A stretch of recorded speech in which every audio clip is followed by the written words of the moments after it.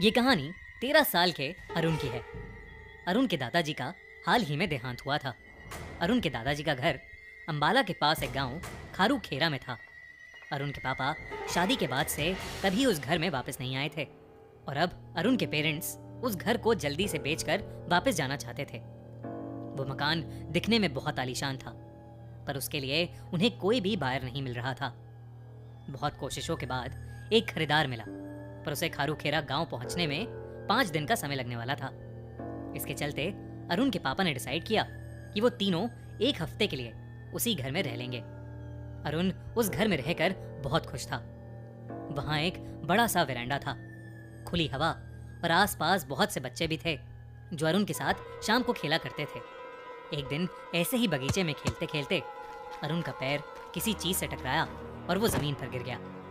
उसने अपने कपड़े साफ करके देखा तो उस बगीचे की मिट्टी एक जगह से ऊपर उठी हुई थी। अरुण ने उसे छेड़ा तो उसे वहां पर जमीन में कुछ उर्दू में लिखा दिखाई दिया। जैसे ही अरुण अच्छे से देखने के लिए मिट्टी हटाने लगा, उसे ऐसा लगा कि उसके बालों को किसी ने पीछे से पकड़कर खींचा हो। अरुण थोड़ा घबरा गया।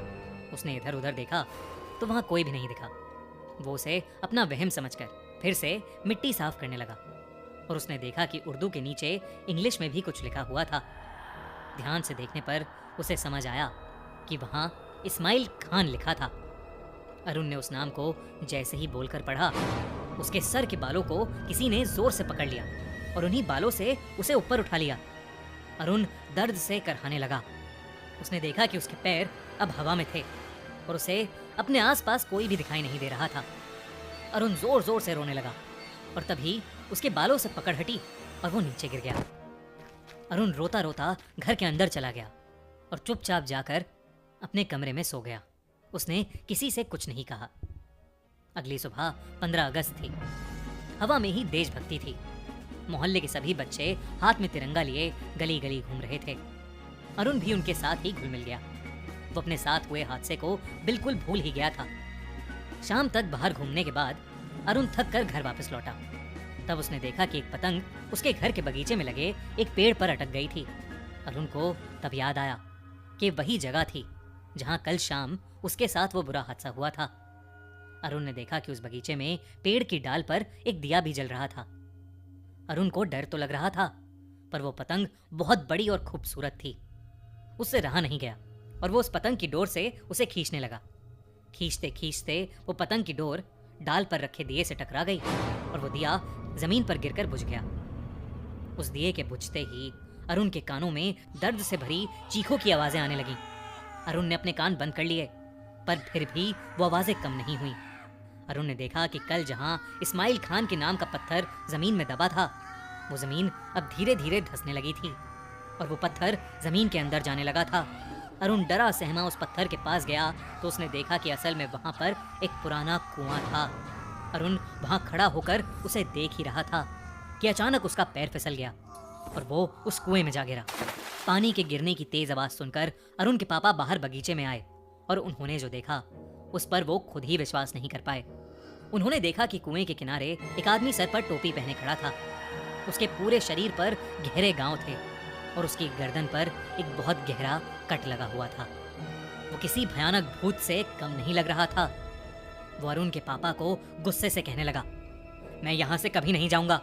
ये घर, ये जमीन मेरी है। और ये कहते ही अचानक से वो आदमी हवा में गायब हो गया। अरुण ने मदद के लिए आवाज लगाई और सभी आस पड़ोसी वाले वहां इकट्ठे हो गए।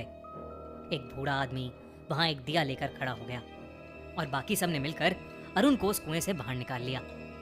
बाहर निकलकर अरुण ने जो बताया उससे सबके रोंगटे खड़े हो गए।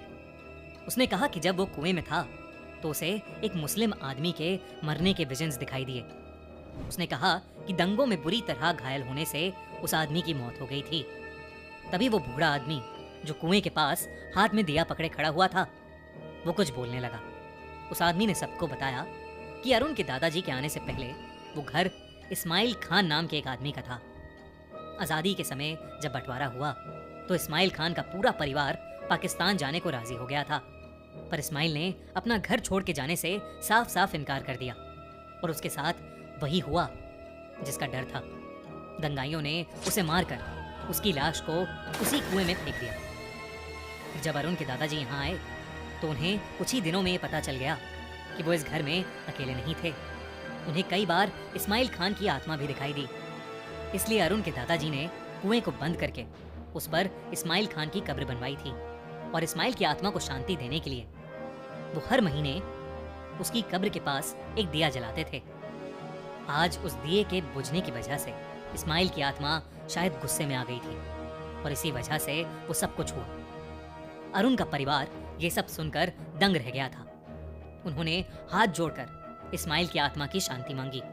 आज भी हर महीने उस घर में एक दिया जलाया जाता है इस्माइल खान की आत्मा की शांति के लिए।